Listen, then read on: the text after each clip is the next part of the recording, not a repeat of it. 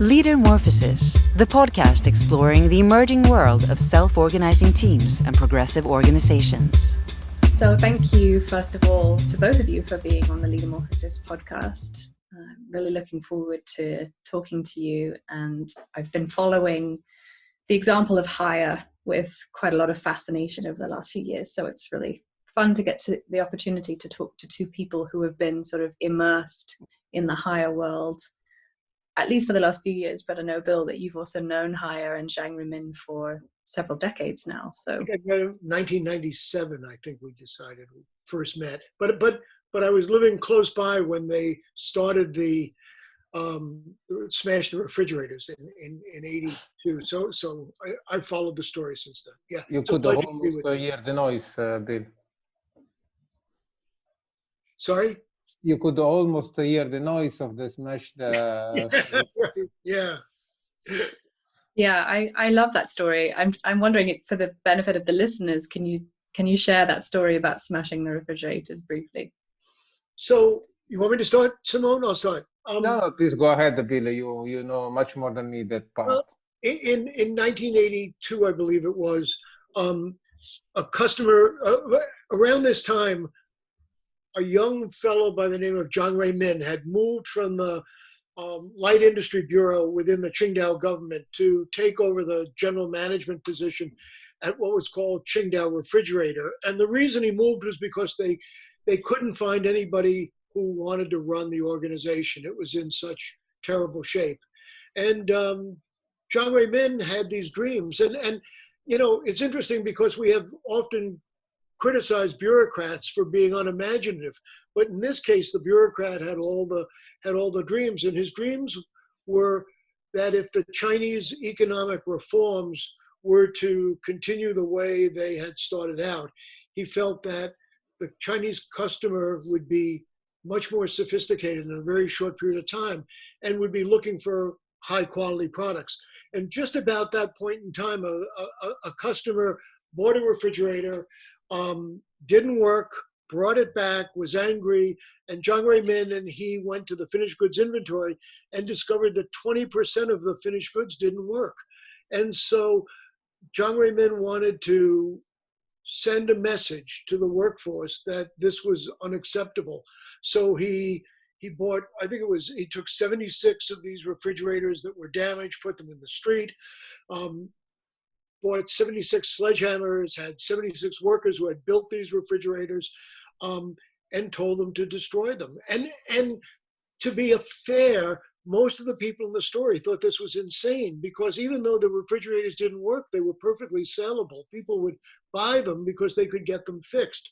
So quality might not be a great differentiator at that time in China, but there was a wonderful fix-it community that could change anything. And that was the beginning. I mean, that was the beginning of HEYi's commitment to thinking further and bigger than the rest of the people in the industry, and very dramatic. And today, when I go back to China and talk to people my age who recall that sort of that event, I mean, it's absolutely, everybody remembers it. It was, where were you when they smashed the refrigerators? So, you know, it's kind of a story about how to make a vision vivid. Yeah, thank you for sharing that. I think it's such a iconic story, and it's remarkable that here we are in 2020, and this RenDanHeYi model is sort of the talk of the town, and everyone's really enamored with this new structure. And so it seems like HEYi is the latest kind of poster child for, you know, new ways of working and this kind of decentralized organization and et cetera, buzzwords. You can throw them all at HEYi, I think. So I'm curious, what to both of you, what is the most interesting thing about HEYi? Because there's so much we could say, but what do you think are the real kind of unique or interesting aspects?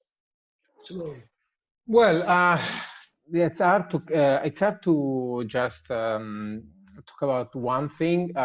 For me personally, I think HEYi is a special organization, probably because of the leadership that it has, not just when you compare it with other traditional Western organizations, but also in China. So it's really a special organization. And for me, I think there is a unique way, a unique culture that it has. This unique, I would say, mix of thinking that Zhang Ruimin could put together, like it's like a puzzle of great ideas and strong, I would say, approaches to work and life and everything that makes this crazy unique culture. Now, if, for example, it's a great mix of one of the most interesting and important management thinkers from the West, like Peter Drucker. You know that Zhang Ruimin is such a big fan of Drucker's work, but not just Drucker's work. Really, Zhang Ruimin is speaking from Western thinking, from the modern management theory, but also from the from the Greeks. It's not uncommon that you are there and the quotes Thales or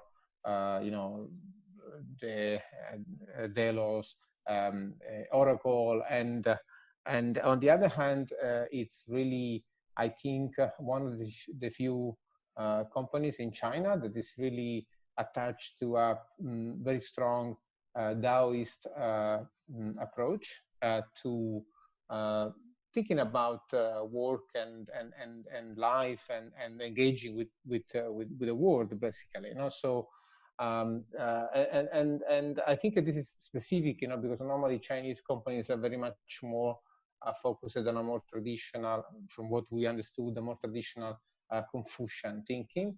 And I'm very fascinated in general by Taoist thinking, because it's really postmodern to some extent. So there is a lot of parallels between postmodern thinking in Europe and in the West and Taoist perspective. The difference is that maybe postmodernity, as some people would recognize it here in Europe or in the West, for example, relating it with the work of philosophers such as Deleuze, it ends up in a social dimension. Really, it's really about how we create in this social social network society that we created. So the societies of control, for example, for those that know a little bit Deleuze work. So this idea that it's a society based on how we interact, basically. There is really a matter of numbers that interact with each other. Instead, the Taoist perspective is really is focused on the individual. And it's really about how we engage with such a complex world that goes beyond our capacity to understand it. And I think when you relate this powerful mix of, individual capabilities and, for example, the work that Peter Drucker, has been doing in focusing on the individual and his capability, and this perspective, this kind of postmodern perspective that the Taoist thinking brings to you, you end up with this kind of crazy entrepreneurial culture. And this is really unique. I think, from my understanding, is not present in any other organization that I've been able to engage with. It's really, you can engage with them, and you will see that they always refer, for example, to for example, if there is a colleague that didn't perform well on a project, there is always this reference on, this person will find its way, will find his way to a new place where he can show his capabilities fully. He can express his human capabilities fully. And I think this is really powerful. And what about you, Bill? So I've always been fascinated that when people talk about the exciting firms of China's future, it's always the same collection. It's Alibaba, it's Huawei, it's Xiaomi, perhaps Lenovo, and hire. And the other four are high-tech new economy companies that are very exciting, and hire is an old economy, home appliance manufacturer, commodity industry, mature. And yet what's going on there is extraordinary. So when we talk about innovation, we tend to talk about, we tend to pay lip service to, but product and process and service and business model innovation. And here's Hire off on the side doing really organizational innovation on a consistent basis. So as a differentiator. So for me, that's that I teach at a business school where most of the participants who come to our programs, it's IMD in Lausanne, where most of the participants who come to our programs are managers from mature, relatively old economy industries, and they're looking for an answer. And what we, not I would hope not my colleagues in that, but I think what the popular management market tries to give them is often, kids running around in Silicon Valley in flip-flops, and that's not what the reality that they're going to face when they go back. But Hire is 70,000 real people making real things, and so for me, it's a wonderful, wonderful opportunity to talk about how do you change large, complex organizations in mature industries. And the leadership, of course, is extraordinary, right? So those two things, I think, are what differentiates. Yeah, thank you. Let's talk a little bit about the leadership then, because I mean, Zhang Ruimin's kind of legacy already at Hire, 35 years or so, I think he's been in the organization, and this is now the 6th evolution, reinvention really of the organization. And as you said, it's kind of an old economy kind of organization. So it takes a very unique kind of leader, I think, to navigate that. And I've read and heard about him being this incredibly well-read person, talking about philosophers, as you say, and everything. But he also strikes me from just the videos that I've seen, and I know both of you have met him and spent quite a bit of time with him, but he strikes me as also quite a humble person. And he talks about, really having a faith in people who are closest to the market and relating to their potential. And that's really what the whole kind of organization is built on. So I'm curious what your thoughts are about Zhang Ruimin and how he as a CEO is able to hold the space for this organization to evolve and to be the way that it is, which is really quite radical in comparison to most large-scale organizations we know today. Well, I think that he's unique. I think that I've never met another CEO who compares to him in both his intellectual curiosity and his, I think, determination. I think he has a simple vision, 2 elements that have driven all this change over all this time. One is the need to provide a better customer experience, and the second is a faith that his employees know a lot, and if he could release that knowledge and their energies, their innate entrepreneurial energies, the organization could really take off. And we talked about 6 incarnations at least, depending on how you count them. But I think there's been one story, but the same story. It's just different chapters in how you fulfill those two meta objectives. And I think that what's so interesting about Zhang Ruimin is that he is consumed by this curiosity. So every time you go to see him, he's just met everybody you're reading now. He knows them. It's nothing is allowed to get in the way of Hire's accessing fresh insights and then testing them, putting them to work right away. Simone? Yeah, I think one thing that I can just add on top of this is that it's really an humble leader. It's really a person that you can.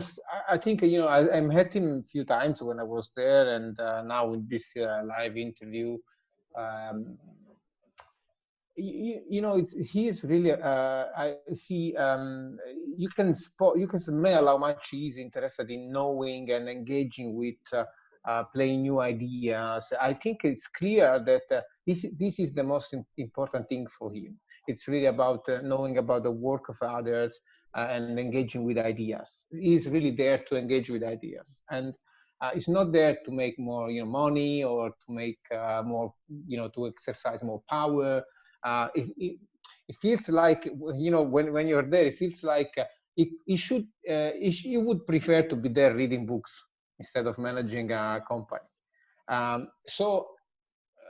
I think this kind of a cultural approach has been putting down inside of the organization, because when I was there with Bill at the Tracker Forum, and we had this leader, Mr. Wu, if I'm not wrong, that is the leader of the Internet of Food project. It's a huge platform connecting thousands of enterprises and creating these vibrant product solutions to get people with fridges that are connected with recipe creators or organic producers and so on.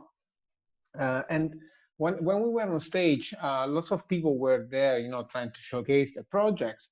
But at the end of the day, this guy came up on the stage, and the first question, the first thing he did, he referred to the work of Peter Drucker. And he said, it was the first one actually during the Drucker Forum to refer directly to Peter Drucker's work. And this shows me, that you have these curious leaders, these leaders that are really humble and really there to, when you become a humble leader, you are empowering. There's no other way, because you understand that it's not about you; it's about all the other people that engage in the management and the execution of the business vision. And so you tend to create this culture of having everybody at the same level. Especially when everybody can engage with the knowledge. And when the knowledge and the ideas and the conversation becomes the most important thing, then everybody is at the same level. Everybody can be smart, everybody can engage smart ideas, everybody can try his best to, or her best to, embody this wise thinking in managing the business. So it's not about you, it's much more about, the ideas that we share, it's much more about the books that we read, and it's much more about the conversations that we have than your personal contribution. And I think you can recognize this because at the same time you have these teams that are so engaged with their leaders and with their leader, most of all, of course, Zhang Ruimin. Everybody respects him, and everybody, really. You can spot it when he's around. Everybody's kind of in this frenzy, it's really like that. But at the same time, when you have an interview and you read people saying, what happens when Zhang Ruimin will leave the company, and then we'll candidly say, that's no problem. Somebody else will find his way to lead this organization. It's not about Zhang Ruimin at the same time. It's about these. And it's crazy because it's so important for this organization. But at the same time, it's really about this idea that we are all in the same space. We can engage with ideas. We can have this passion to discover all together. So I think this is really remarkable. Yeah, I'm curious as well about because of course there's always a danger that we romanticize Zhang Ruimin and kind of put him in the same camp of the sort of slightly outdated, heroic archetype of a leader, this real visionary person, and it's they're responsible solely for the success and so on. But he has this lovely phrase about creating a system where everyone can be a CEO of themselves. And I'm interested in what your experience is of leadership more generally in higher, and how leadership emerges, and what does leadership look like elsewhere in the organization, How is leadership encouraged? What does that look like? Do they have leadership training, or is it you design a system and leadership emerges? I'm kind of curious to know about that. Well, I will just start so we can break this flow of Bill first and then me, so we can have a more open conversation. But I think there is an interesting aspect, which is the constraint definition. And there's a lot of leadership in higher that goes through these architectural aspects. So, for example, I think a lot of Zhang Ruimin actual leadership is a organizational design leadership. So he has been designing the constraints together with his board members, I think, during the years, so that this leadership can really flourish in the organization. So, for example, when you say you just need 3 colleagues to create an enterprise, and then when you decide, for example, your basic income is really basic, so you need to be entrepreneurial to really have a decent amount of money, but you can get more, because if you are really entrepreneurial, you can make lots of money. So you kind of architect a certain kind of attraction for the participants in your organization. You kind of create the culture by designing these constraints. And this is something that is quite recurring, I think, when you deal with really complex organizations. They are mostly, managed by constraints. And this is an expression of complexity in general. When you need to manage a complex system, you need to work by setting constraints so that it can flourish within certain directions that for example, do not create asymmetric risks or do not mine the environment of the organization. So I think this is really one clear and key aspect of this system.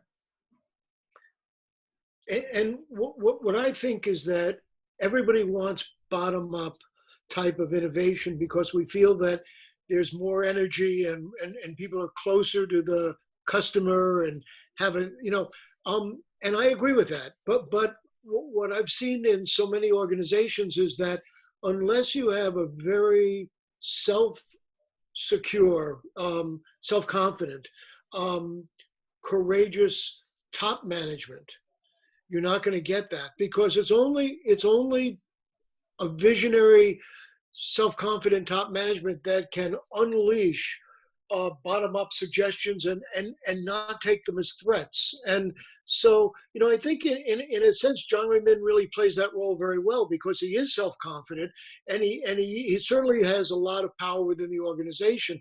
I think he's used that power to, as Simone says, is to build an organizational architecture style that really expects people to step into the entrepreneurial void at the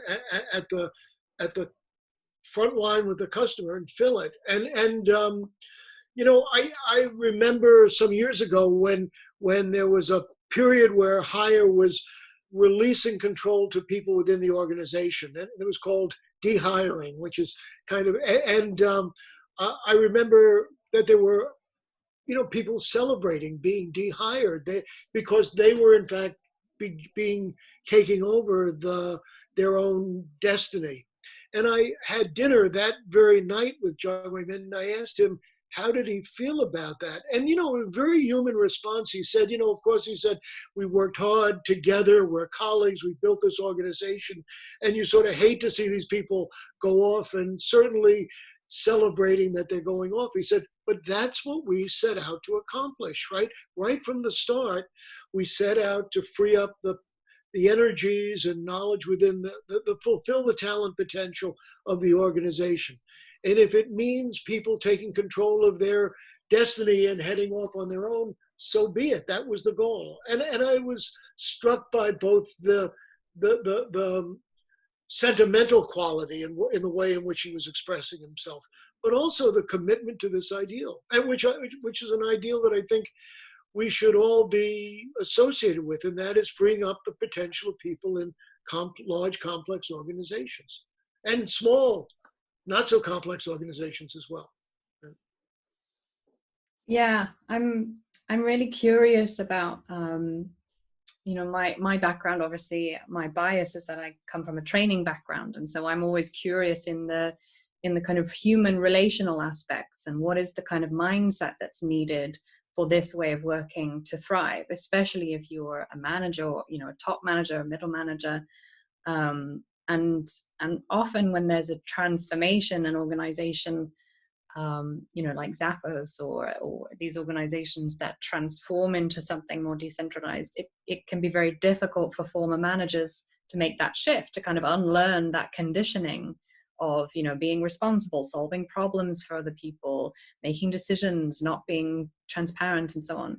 And I'm curious what that journey has been like for managers or former managers and the sort of top management, as you say, because if the top management, even if Zhang Ruimin is the kind of progressive leader he is, if he has a CEO or someone else in the top management team who's a command and control bureaucrat, then it's not going to work, right? So I'm curious if there was, and I know that it's been, as you say, a continuous journey, so perhaps it's not so clear cut that they went from one state of affairs to the other, but what has that journey been like, do you think, and how are people supported in terms of those kinds of skills? Or is the system designed so that it's self-correcting? If you're a kind of autocratic boss-like character, no one will want to be in your micro enterprise, and maybe it becomes pretty clear pretty quickly. I don't know.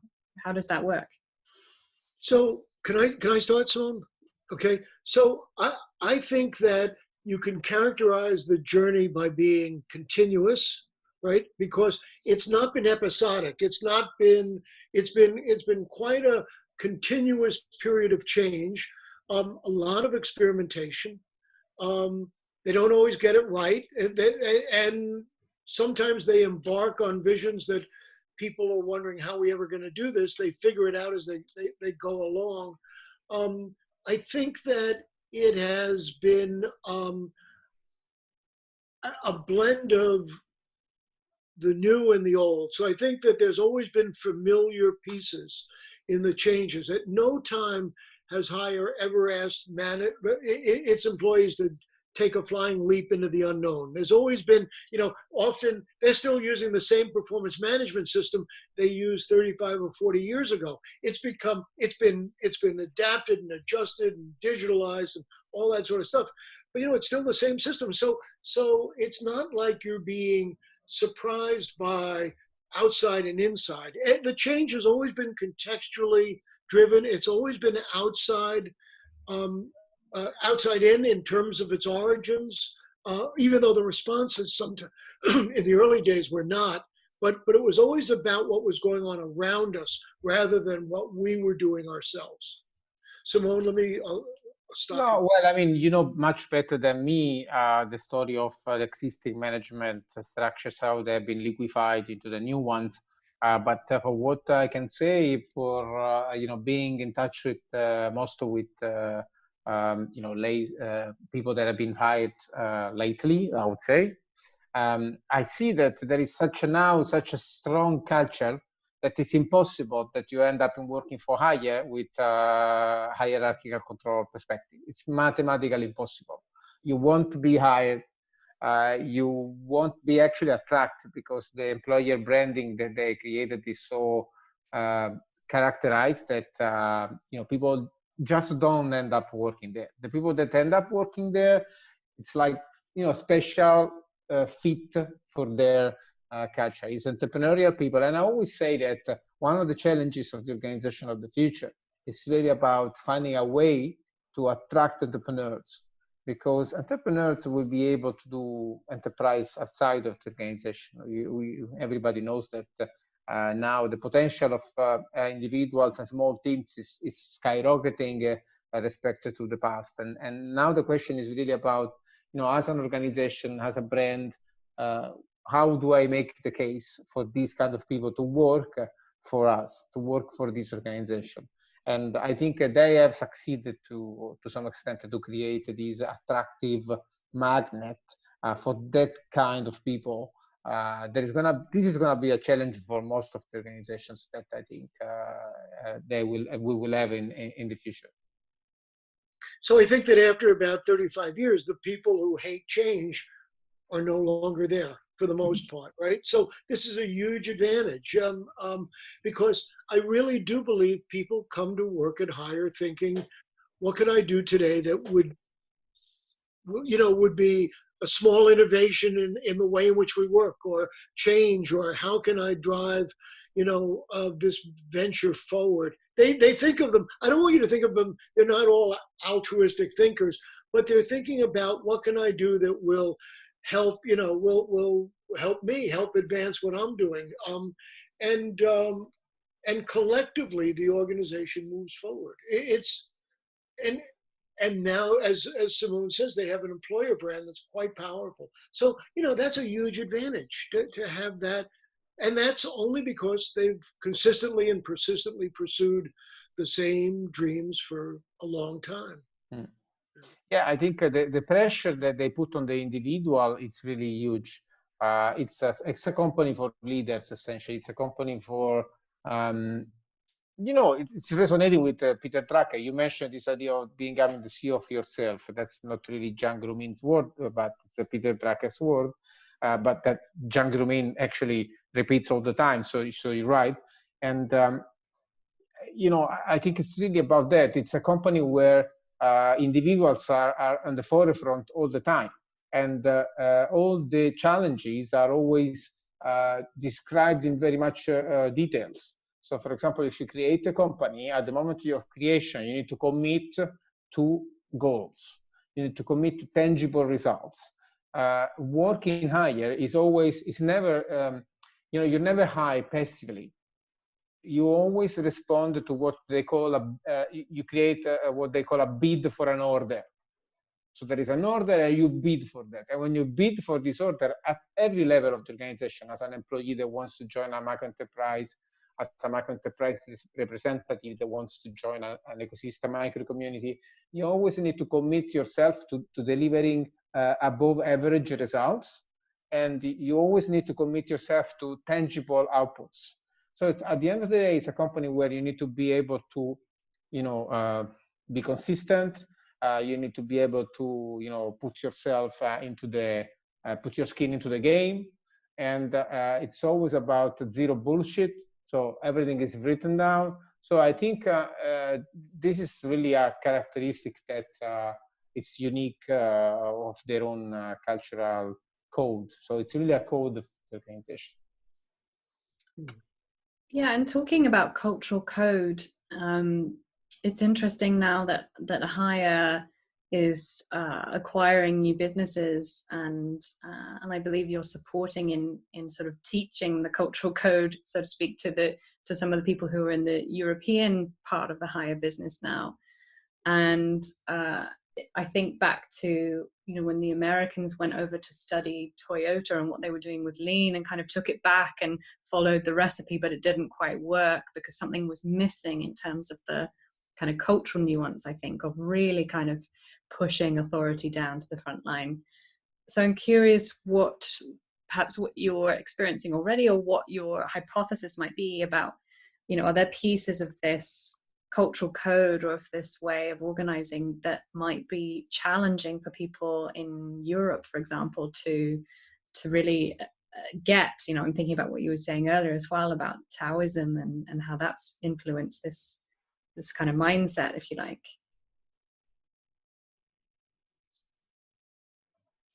Bill, I will let you go first this time. So what I think Hire has done is as it's moved towards hiring more entrepreneurial workers, and that didn't start at the beginning. At the beginning, they basically needed to get people disciplined, but then at some point they began to need the way in which they were going to interact with the marketplace, with this zero distance with the customers, required that there's no point in putting people at zero distance to the customers if you don't trust them to make decisions. So they really needed to rethink what the skills were that were needed. And I think what they saw was that they needed people who were entrepreneurs, essentially, the people who were willing to take chances and move fast and listen to what's going on around them. And then once they did that, they needed to build an organization or rebuild the organization so that it didn't get in the way. So, so we talked about how Zhang Ruimin is an architect, but really what he's been doing is taking the barriers out rather than putting them in. It's been, in a sense, reverse architecture, because it's been enabling people to be able to become more successful. And I think that it's really interesting when we deal with managers of large companies, not necessarily higher, but large companies in general, and we talk about the higher experience, they often think about their own internal problems, why they can't do this, whether it's, work council restrictions or whatever the reason is. But in fact, I think what happens at higher is they've put their workforce in a position now where it thinks first about the customer, the outside stuff, and then begins to draw the changes to be able to more effectively meet the customer. Whereas in Europe and the United States, the response, because of tradition, has been, let's think about all the internal reasons we can't do it before we even begin thinking about the customer. So I think, a lot of it's mindset. A lot of it is changing the way in which people prioritize inside, outside, and then what gets adjusted to what, right? And in Qingdao, clearly, people start by thinking outside and then adjust the inside to fit. Whereas what I've seen in so many of the people that I work with is that they think first of all about inside and then try to figure out how they can adjust the outside, which is the wrong way to go. Simone? Mm-hmm. Well, if I can add just a couple of reflections more into the nuance of clashing of culture, so the West and the East.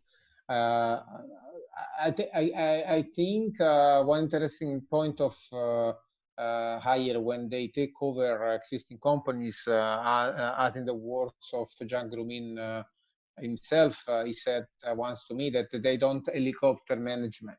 No, they don't bring you the management from China, which is fairly common instead when all Chinese companies are taking over European companies. So basically, what they do, they normally, let's say, focus on three key aspects. They focus on, first of all, essentially becoming market-driven, so having this macro enterprise architecture, so becoming profit and loss driven. So you need to have your profit and loss, you need to be sustainable from an entrepreneurial perspective. Then they focus on setting what they call the leading goals, so being above average, basically. And third, they focus on this idea that you need to really unlock the people's potential. So you need to make it easy for them to show their leadership and so on. So these are the three pillars. It's a kind of a simplification of higher cultural code. It's like a simplified version that you can apply. It's, again, micro enterprises, profit and loss, setting leading goals, being above average, being leaders on the market, number one, becoming the number one, and unlocking people's potential. This is the simplified version that you can use. And of course, there will be challenges because China and the West, they are different. They are different in many, many ways. And one, I think the most important way we are different is, well, actually two ways. One is our ethic of work, that is completely different. Of course, we spoke about Taoism. If we think about, the difference between the Taoist approach, which is mostly focused on this idea of doing by not doing, managing by not managing, and instead you look into the traditional ethic of work that in the West has created the Western bureaucracy, which is this very much structured, controlled way of work. There is a radical difference. And another difference, I think it's really important to spot, is the perception of modernity that we have in the West and the East. So to some extent, I think in the West, we already, most of our workers already perceive the failure of capitalism to some extent, the failure of modernity. So we are living post-postmodern societies. While in China, they still believe that capitalists can make it. So they still believe that we can come up with a let's say, techno-political utopia that can manage society in a way that is enduring.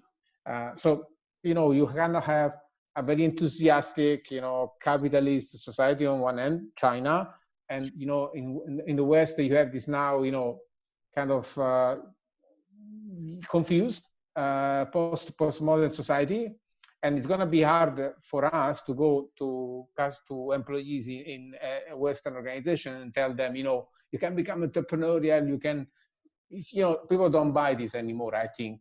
So I think even if RenDanHeYi was born in China, I think bringing it to Europe, it can really help us now to find a synthesis and to bring these ways of organizing beyond just creating the next user experience.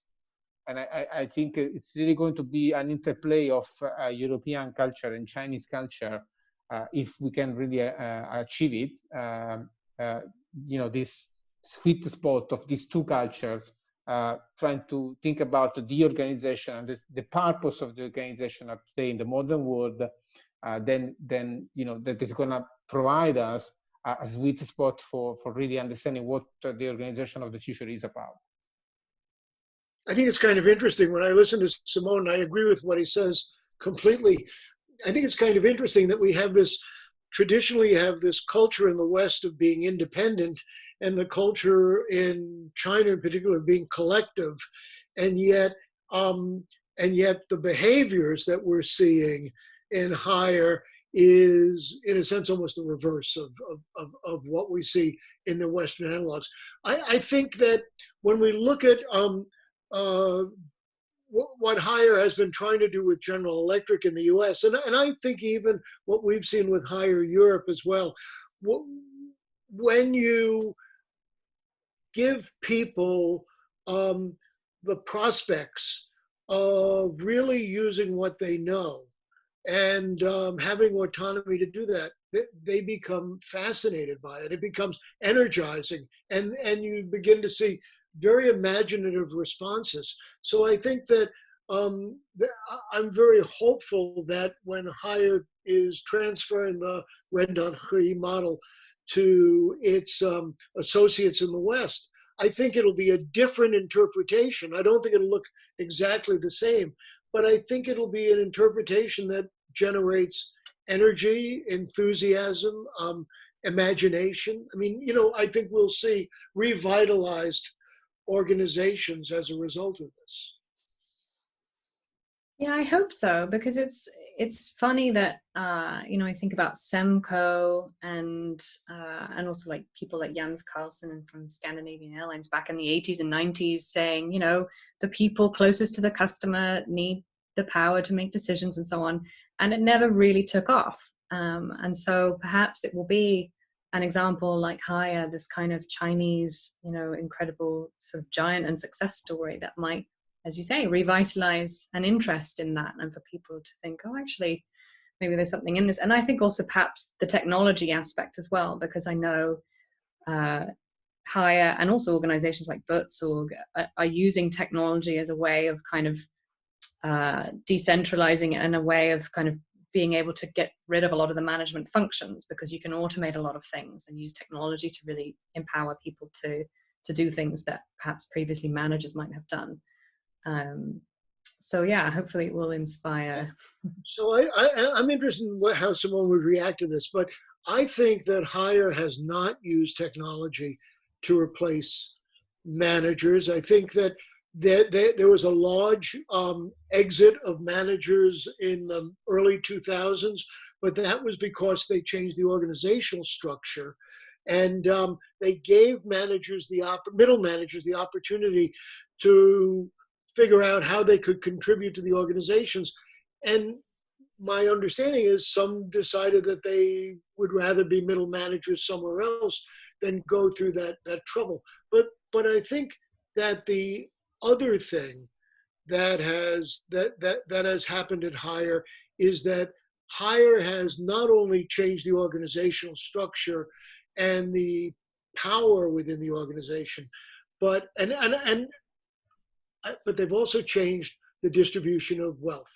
So at higher, the way that value is distributed makes it, economically worthwhile or rewarding, economically rewarding for people who are inclined to take these chances. And when I thought about your boy, it brought back a lot of memories. Jan Carlson, and then also you had ABB doing things like this, and Otakon in Denmark.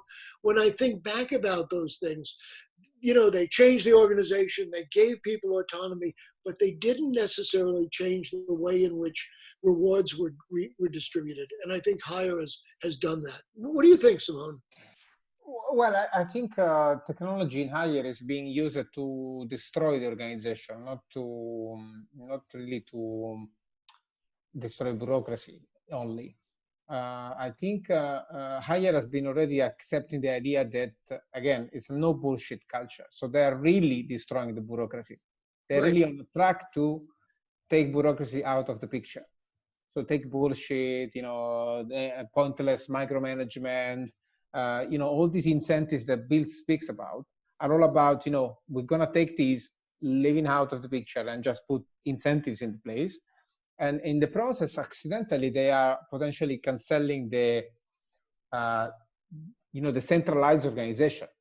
So when you speak with Zhang Ruimin, he will tell you maybe companies will stay, like enterprises, but organizations will disappear. So the question now is it starts to be really hard now to understand what is Hire and what is not, for example. Now, when you think about they are investing in companies that are technically outside of it. So, of course, there are some elements that make the organization. So, for example, these platforms that internally give services and so on. But the same platforms are being transformed into being entrepreneurial units. So they are kind of being unbundled by the organization again. So it's a continuous unbundling that is made possible by technology. Now with these smart contracts, for example, this is a crazy available addition that they have been doing in the last year, the ecosystem microcommunity. The ecosystem microcommunity is a new organizational artifact that is almost entirely possible just because there is a technology that makes it possible. So smart contracts in this case. So again, our technology is being used to introduce a new organizational artifact that is not even an artifact. It's just a technologically powered way to make contracts. So it's just, the way we use technology. It's not even one person. The EMC doesn't exist. It's just a technology. It's just a contract. So I find it really fascinating the way that they are using technology to, again, in the same perspective, let's get rid of anything that is not purposeful, is not useful for what we want to achieve. So that's the role of technology, I think, in this organization. It's really about transcending the organization. I think most of all, Hire is one of the few organizations in the world that I know that is deliberately thinking about transcending the organization as a concept. So the opposite of centralization is not necessarily decentralization, right? Which is what they're doing. But I sort of see the technology part as an enabler. That that the technology makes it easier to do these things, but it's not. But people are not abdicating their role in imagining the future and driving the organization forward, and in enthusing others to join with them. Yeah, that's interesting. I'm sort of thinking about the future and imagining possibilities if you follow the next logical step. Perhaps there isn't one of Hire's evolution, but one thing that a couple of things that kind of trouble me, or questions that I have. One of them I know that you brought up, Simona, when you were interviewing Zhang Ruimin recently about sustainability and thinking about the planet. Yeah. And the other one is a few years ago I went to visit a very small organization in the UK called Matt Black Systems, who has kind of a micro version of the higher model, I suppose, but they are micro enterprises of one person almost, in the aerospace industry. And the owner there said to me that he was worried about the types of people that were able to work in these sorts of organizations, the types of people that you've just been describing, people who are entrepreneurial, who are able to take initiative, all of these things. And as Hire grows, it's such a large organization, and they're, as you said already, investing in and acquiring other organizations. One question I have is, are we creating a class of people who won't be useful in the world of work if all organizations, perhaps not all, but if many start to go in this direction, and then coupled with that AI and things like that, who knows? But is there a risk of having a kind of undiverse workforce, in a sense, that only highly capable entrepreneurial types will really thrive in this kind of environment? That's a good question. I think, Bill, I will offer one quick reflection, then I'll leave it to you. To some extent, I feel like Hire is just becoming smarter and more efficient at capitalism than any other companies in the world. And capitalism means also technology. So essentially, it's the place on earth, probably the organization on earth at the moment, where capitalism and technology are playing at their most highest potential. So the problem with technology, we know it very well. We know the question concerning technology since ages. Philosophers all over the world have been talking about that, and so the question is, the risk is that you just create an organization that is smarter at destroying the planet, basically.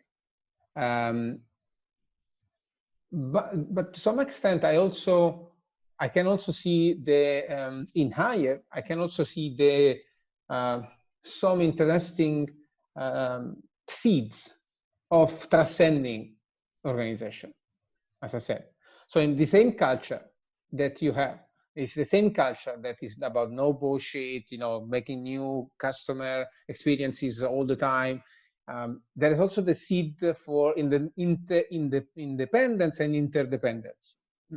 And so, for example, once one person asked me, I would be more excited about Hire if they weren't doing a smart home, or more about something like sustainability. And so I said, maybe a smart home is a sustainable home to some extent. So there's another example where employees from Hire were working on water purifiers. And there is an anecdote on the website that mentions that when they were working with communities about the quality of water, they figured out that the quality of the water doesn't just depend on the purifier. It depends on many other systemic aspects. So I think, that's the point, that there are some seeds in how Hire is, making people self-organize, making entrepreneurs emerge, and letting go the control from the center, and this idea that you need to create a self-fulfilling prophecy of a corporate that has the seeds to transcend the industrial organization. We don't know how yet, but I believe that this question, how we transcend, modernity, it's an open question, not just for Hire. It's an open question for our civilization. And Hire is one place where I see a potential to start, to see some sparks of how we really transcend the industrial organization and modernity into something that goes beyond.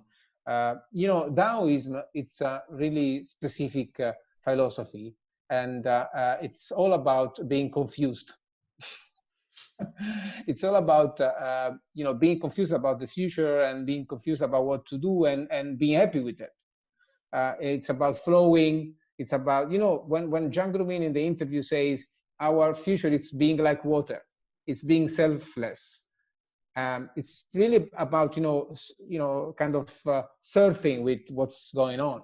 And Alicia Hennig, in this beautiful paper called Taoism in Management, she speaks about this, and she says, this is not going to give us many answers in terms of how we create sustainable corporations. But the question is really that this kind of culture, it's not about giving you an answer. It's much more about flowing with what the organization is going to be, and creating organizations that can cope with this change and be resilient, reconfigure themselves to adapt to an unpredictable world that we seem to be living today. My response would be that hire is very small relative to the total population of organizations around the planet, most of which are organized around traditional command and control types of structures, with a goal of reducing variance, getting the surprises out of whatever happens in order to be more efficient. What I find so interesting about hire is that it's creating an organization where variance enlargement is very much at the core of what they're doing. So they're putting surprises back in. And if you think about what we've learned during the present COVID-19 virus, one of the things certainly one of the things important is we need fast-moving, on-the-ground thinking that's more imaginative. The COVID-19 virus crisis is a crisis of leadership imagination.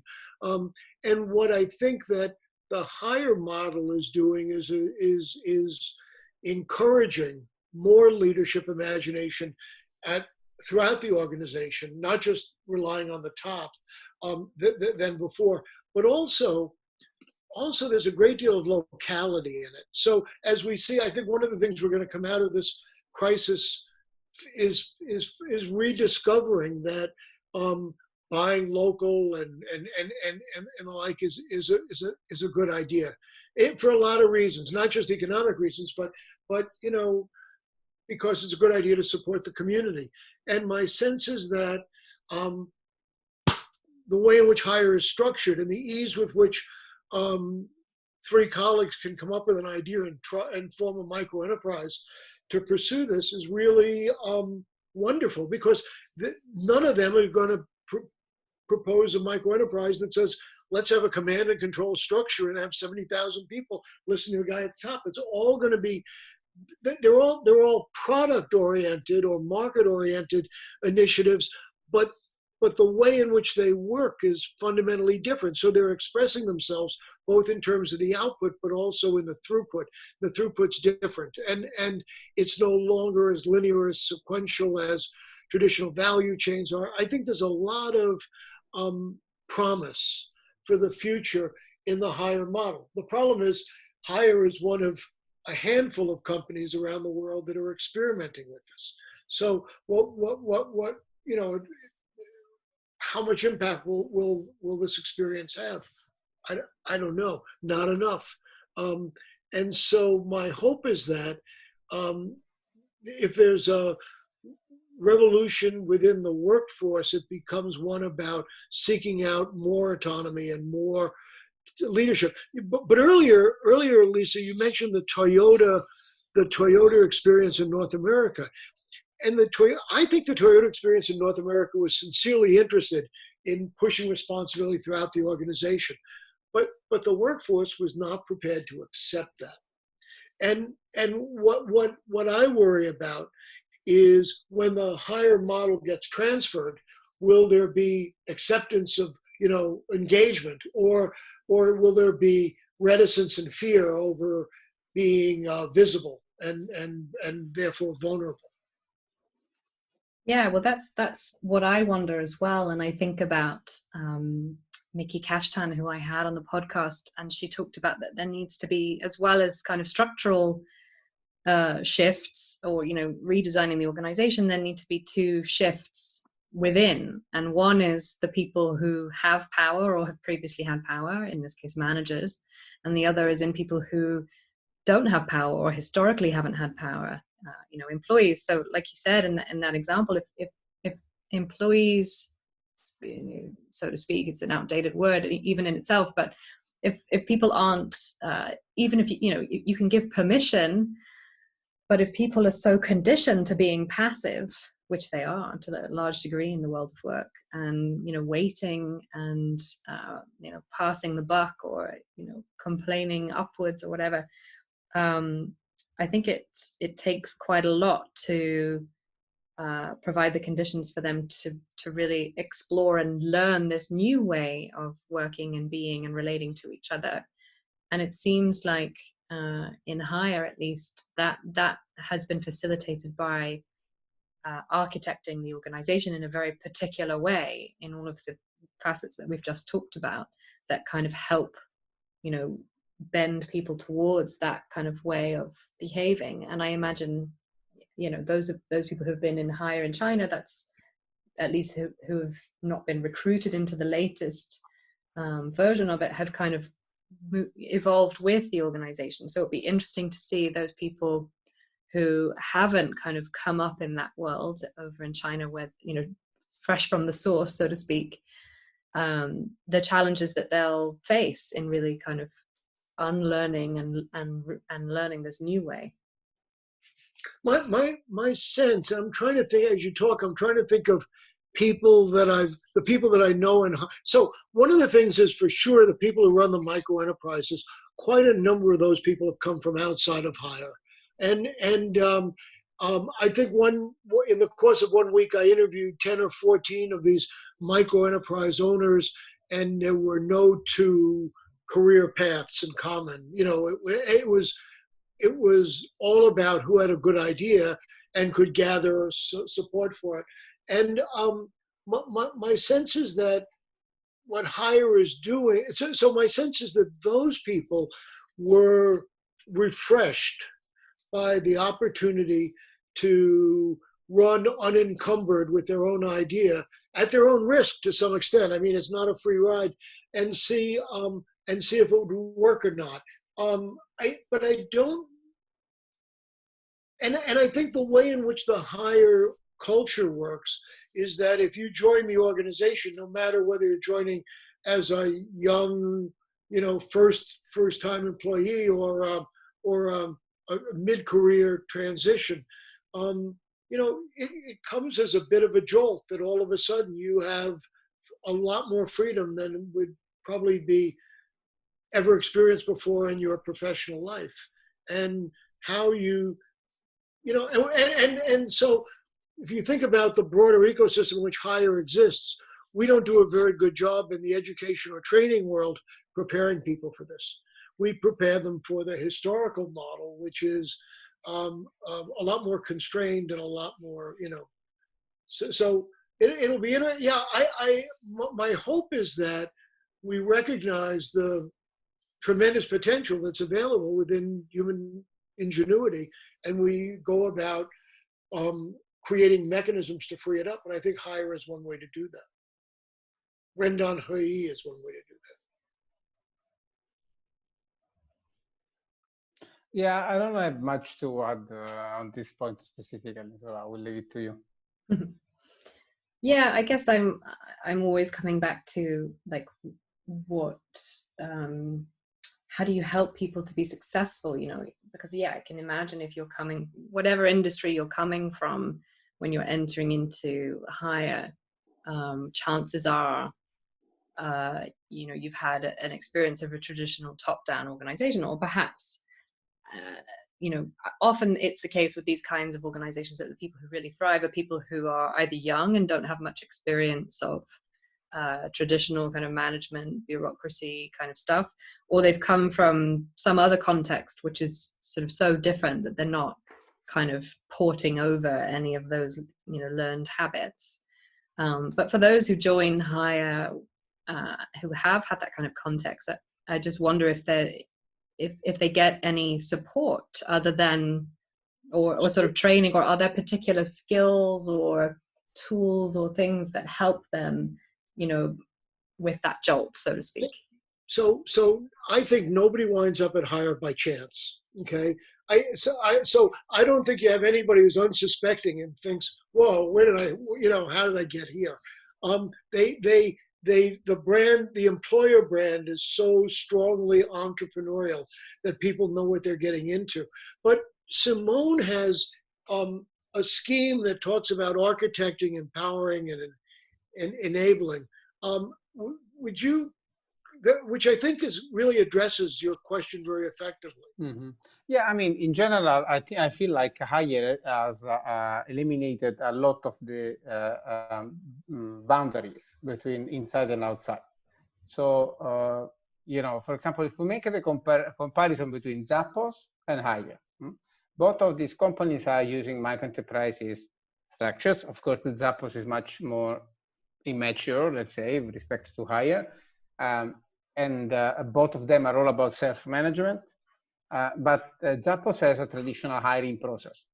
So, for example, to be hired in Zappos, you go through 3 months training, and then if at the end of the training they feel like you're not culturally fit, you will be fired, just right after the training. Then if you're fit, you get your stipend, and then you can create maybe part of your bonuses through the the structure. When it comes to hire, you get I think it's easy to be hired to some extent, so because if you in China, your stipend is the basic income is set by the state, set by the policy. So then if you don't find an opportunity in 3 months, you're out. But when you enter the system, so maybe you can be hired by a microenterprise at first, but you are not there just to work in a microenterprise. You are there because you can leverage on the systems that the hire has created to let you become an entrepreneur. So it's kind of a system that offers you several things. It offers you what they call the shared service platforms, so legal, IT, HR, and so on. But also offers you what the industry platforms do. So investment process, let's say, a stepped investment process that makes it supposedly easier to enterprise inside the organization if you're passionate about the Internet of Things and technology and etc. Than outside. So it's really a system of very porous. It's a very porous organization that you can imagine as a kind of accelerator. You end up inside this accelerator if you are attracted by the culture. Easy, you can be out in 3 months, or you can really get the spin and become a leader. If there is this seed of leadership in yourself and you have an overlap with the culture, you can easily be caught into this rapidly spinning machine and become a leader and create your microenterprise and get your enterprise to IPO in 3 years.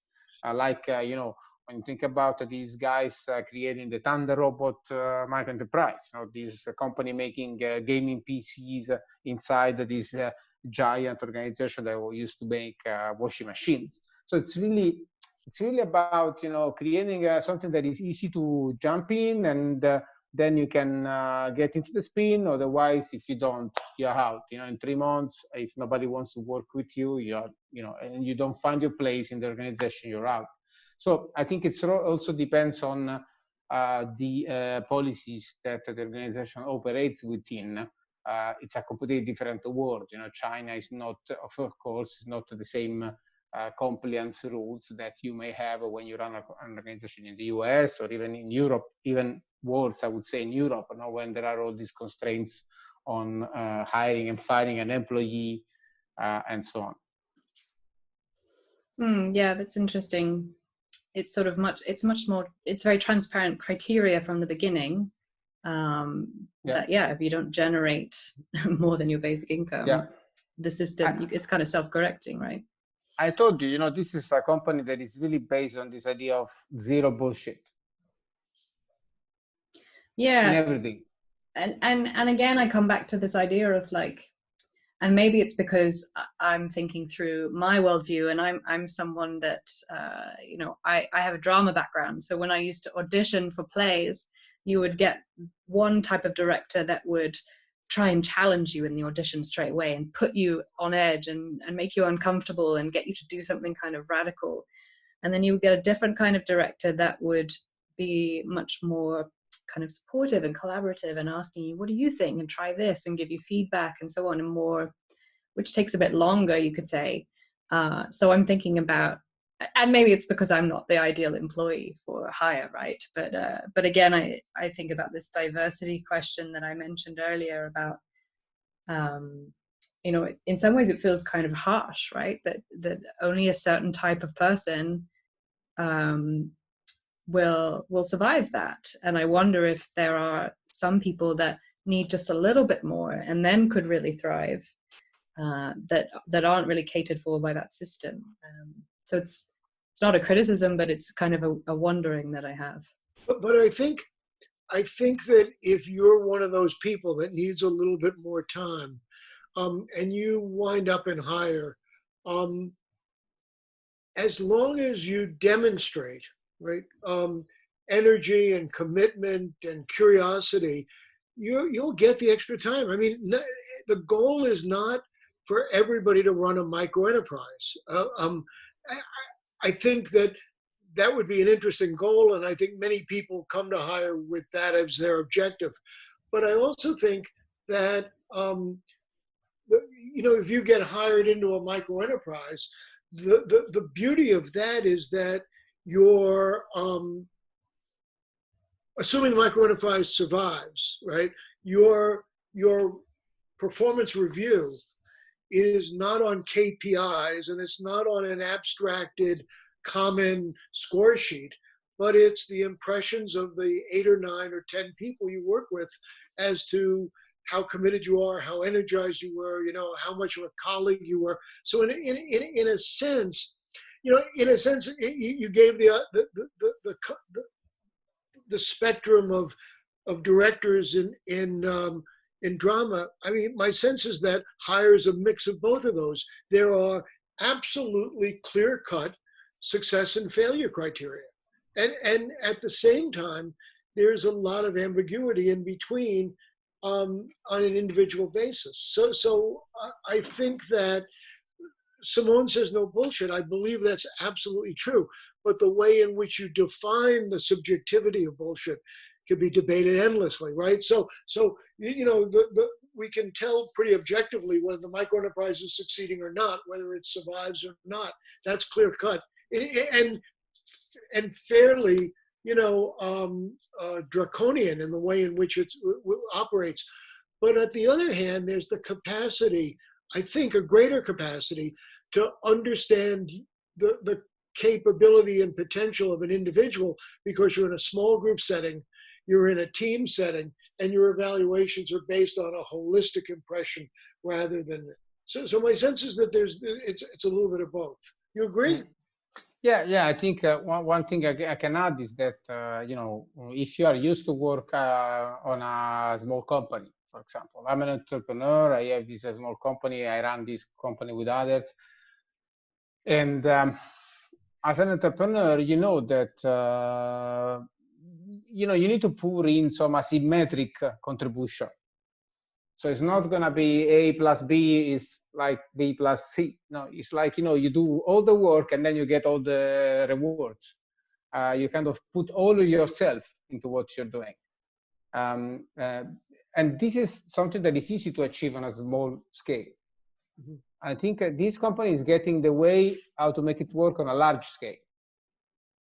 Yes. To create a context where you can really put all of yourself into what you're doing. And when you put all of yourself as a team, for example, and everybody is depending on each other, putting all of themselves into becoming number one, for example, then you generate this kind of dynamic where everybody looks after each other. But as soon as you become a bureaucrat, you're out. Yeah. That's it. You know, you cannot become a bureaucrat in this organization. There's no way you can hide your debt, your commitment debt, your technological debt, or your organizational depth. It's just too transparent. It's just too committed. It's just too entrepreneurial. And at some extent, I think this really resonates with the way I, as an entrepreneur, I see an organization. I don't want to hire a bureaucrat. I want to hire an entrepreneur. Of course, you cannot hire an entrepreneur if you don't have skin in the game. If you're not part of something that somehow makes the space for you to put this entrepreneurial asymmetric effort into putting all of yourself into making something happen. And I know that for those that, for example, are into collective management and collaborative decision making, all the stories that we have been telling us for decades, and some of them are true for sure. But some of them can be designed, for example. But I think we often fail to acknowledge that making the space, making a space for people to really put 100% of themselves into making something happen. I'm not saying English, but for as much this sounds really this old story of creating your startup. That's all. That's how it works. You need to put yourself into something and creating something new. And this is basically what HeYi is trying to do in a large scale. And to do it at a large scale, it's a matter of designing the right pieces and putting the right pieces together, the services and the supports and the culture, so that this can really happen on a large scale. And so, Lisa, if you go back to this person you mentioned who has, in the aerospace industry, who has a small firm with people and micro enterprises of one or so, I think Simone and I have recently become fascinated by the idea of actually doing that. That better to have one or two people in a micro enterprise than have one or two people in a small bureaucracy, right? So we've been in conversations with 3 or 4 different groups about the wisdom of starting right from the beginning and saying, look, I have an organization, we have 5 people, we're going to have 2 micro enterprises. Sounds a little weird, but I think that it works. The other thing I have to say, as someone who's not as young as you two, is that when I go around and talk to entrepreneurs, not hire, but entrepreneurs, whether it's in Silicon Valley or Shenzhen or wherever, there's a uniformity there in the message that they send, in the clothes that they wear, in the way in which they stand, and the lingo that they use, that I also find sort of worrisome. I mean,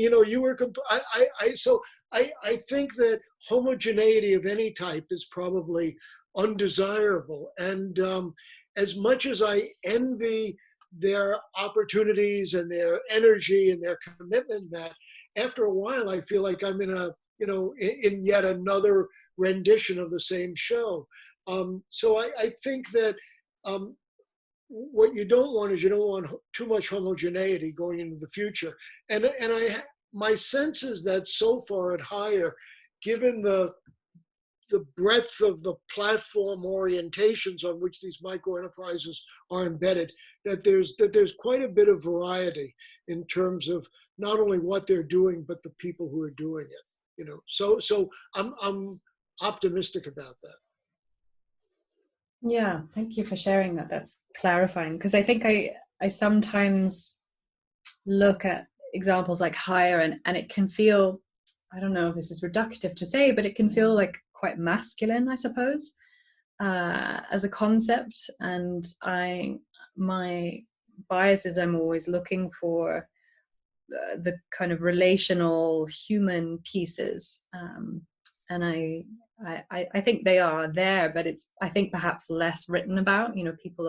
It's such a complex model. When I've read about the RenDanHeYi model, I read a book about it, and it was this huge book, and breaking down the sort of diagram of the model, and it's like, wow, like too much for my brain to comprehend.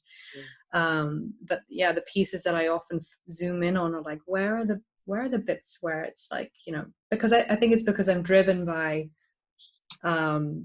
more human workplaces ultimately. But what you share about that really, if you start from this idea of a micro enterprise of 1 or 2 or 3 people, that people have the freedom completely to design their own organization. And of course, people aren't going to design bureaucracies. So it is kind of incredibly liberating in that sense.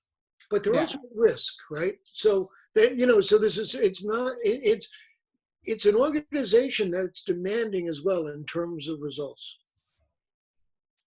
Yeah, I think to echo your point, Lisa, for example, if you look at the masculine and all these topics that you spoke about, you know, sometimes, you know, for example, there is a lot of talking about non-violent communication, and I think you touched this topic also with Peter Koenig when you spoke about the swords.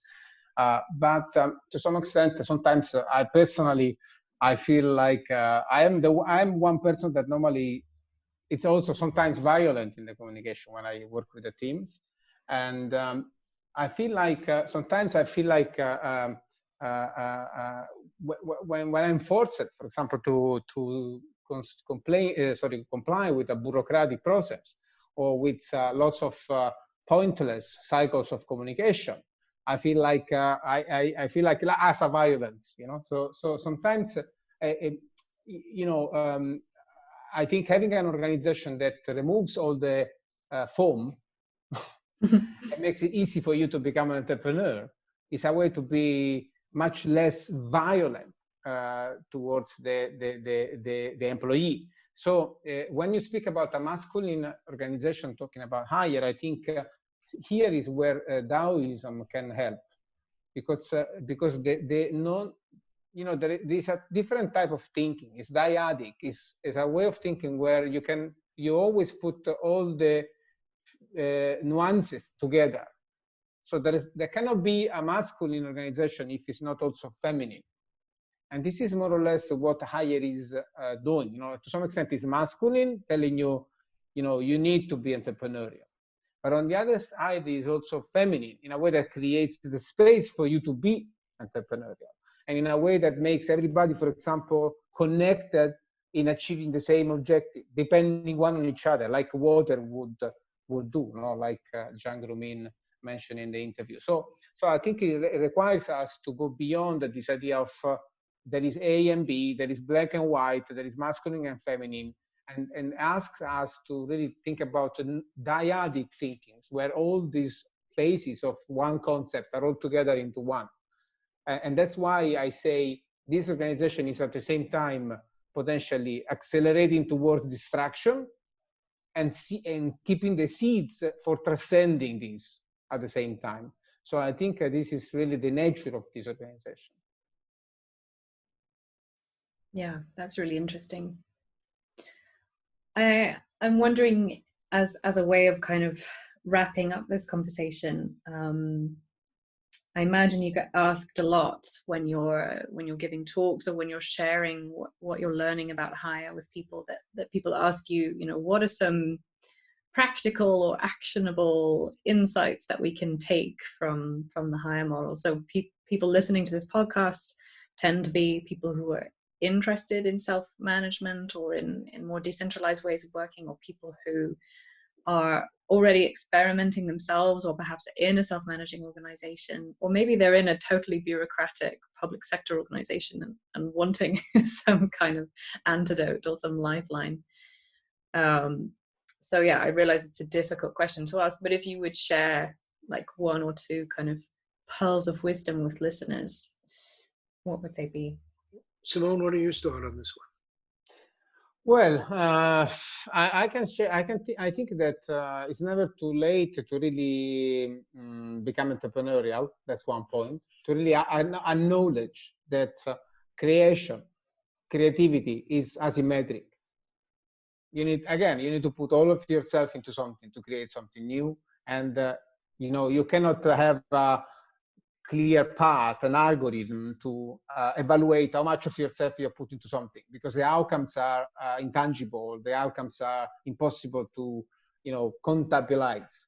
So you need to acknowledge this if you really want to create an organization that creates this space.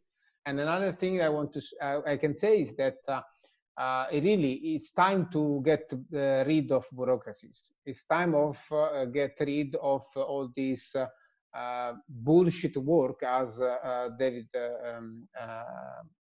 Now I have a lapsus. Yeah, the British anthropologist. You can help me with that, but bullshit jobs, David Graeber calls it, So it's really about, I think, accepting it and taking over bureaucracy in a serious way, not just speaking about removing bureaucracy. It's just about acknowledging that bureaucracy needs to be eliminated in an age of pervasive technology, zero transaction cost. It's no more the industrial age. We are beyond that, and we need to acknowledge it in our organizations. And to that, I would add that that you really have to. It's not enough to want to create an organization that's different. It's got to be. There's got to be a business model, if you will, that thrives on that. So somehow you've got to make it important as a commercial objective or as a mission objective, that you have this autonomy. And then you need to, I think, do a couple other things. One is make decisions that gets the present organization out of the way of those who are pursuing this commercial objective by having more autonomy. So you got to make it easier for them, not harder. The idea is not for this to be a sacrifice, but for this to be something that's important enough that we're going to change the organization. And that becomes complicated because every organization has a present and a future, and you've got to manage both simultaneously. And what we're talking about, I think, lends itself more to a future, to where we want to build. We want to enlarge variance rather than reduce it. We want to get away from that price-based competition, and we want to create, surprise in the marketplace. And I think that so you got to make it important in terms of the mission of the organization. You've got to get the existing organization out of the way, especially if you're talking about future orientation. And the third thing is, I think you've got to create some type equity in the distribution of rewards, and so that people are recognized not only organizationally but also financially for what they're doing and the contributions that they make. And I think that Simone's right. You're never too old to do this. I think that, but you got to make it. You got to make it. I was thinking, where I work, we have a system very similar. We have no departments. We have no structure. We have everybody has the same base salary. I've had the same base salary for 20 years. But income differences are big depending on how you run small micro enterprises, which turn out to be program projects. And my sense is that works great. We love it because we don't have tenure. We've all given up lifetime commitments in other schools. And this is a very entrepreneurial way to work. But it's also very rewarding, both professionally, but also financially as well. And I think that those sorts of things, that's what I see in Hire. I see the same sort of mechanism working there. And I see it in Simone. So the last thing I would add is, for me, the biggest change in my life over the last 2 years is working with this guy and watching how the canvases he creates, which I think if managers are really interested about this, really brings them in and lets them understand the managerial choices they have to make and the consequences of those choices, which is really wonderful because it's a guided conversation.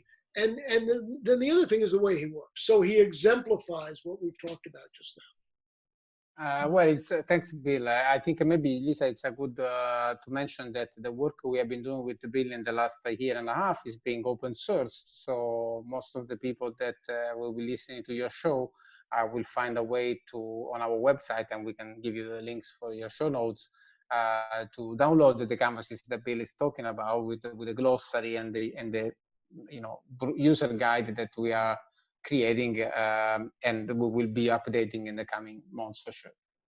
But I'm absolutely fascinated by this very analytical approach to thinking about subjective choices. It's really changed the way I think about how to put these organizations together. Right? So